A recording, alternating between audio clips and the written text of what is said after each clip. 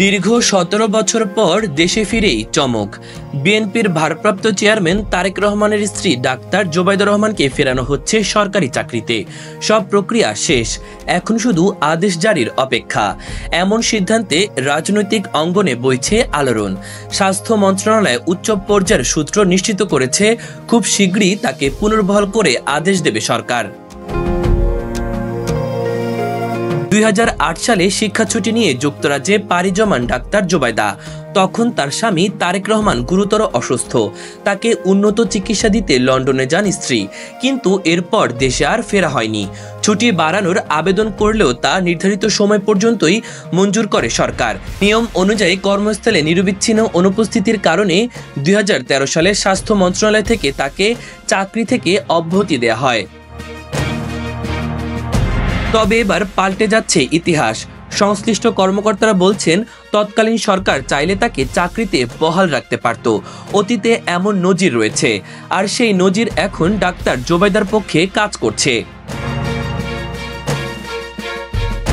Dhaka medical college থেকে MBBS করে লন্ডনের ইম্পেরিয়াল কলেজ থেকে এমএসসি ডিগ্রি অর্জনের পর ১৯৯৫ সালে বিসিএসে প্রথম হয়ে চিকিৎসক হিসেবে সরকারি চাকরিতে যোগ দিয়েছিলেন তিনি। অসাধারণ মেধাবী এই চিকিৎসক তখন থেকেই চিকিৎসা ব্যবস্থায় সুনাম কুড়ান। সাম্প্রতিক সময়ে স্বাস্থ্য মন্ত্রণালয় শৃঙ্খলা শাখায় তার ফাইল আবারও খতিয়ে দেখা হচ্ছে। জানা গেছে, বরখাস্তের পেছনে প্রশাসনিক অসঙ্গতি ছিল। তার ছুটি বাতিলের আদেশ সময়মতো জারি হয়নি, এমনকি তাকে যথাযথভাবে জানানো হয়নি। আরও জানা গেছে, তৎকালীন রাজনৈতিক অস্থিরতা এবং ক্ষমতাসীন সরকারের সিদ্ধান্তের কারণে তিনি দেশে ফিরতে পারেননি। অনেকের মতে রাজনৈতিক প্রতিহিংসার শিকার হয়েছিলেন ডাক্তার জোবাইদা। এখন সেই অন্যায়েরই প্রতিকার হতে চলেছে। গত ৬ মে দেশে ফেরেন তিনি। শাশুড়ি খালেদা জিয়ার সঙ্গে থেকে রাজনীতিতেও সক্রিয় হওয়ার আভাস মিলেছে। ফলে এই চাকরিতে পুনর্বহাল শুধুই প্রশাসনিক কোনো সিদ্ধান্ত নয়, এটি একটি রাজনৈতিক বার্তাও বটে।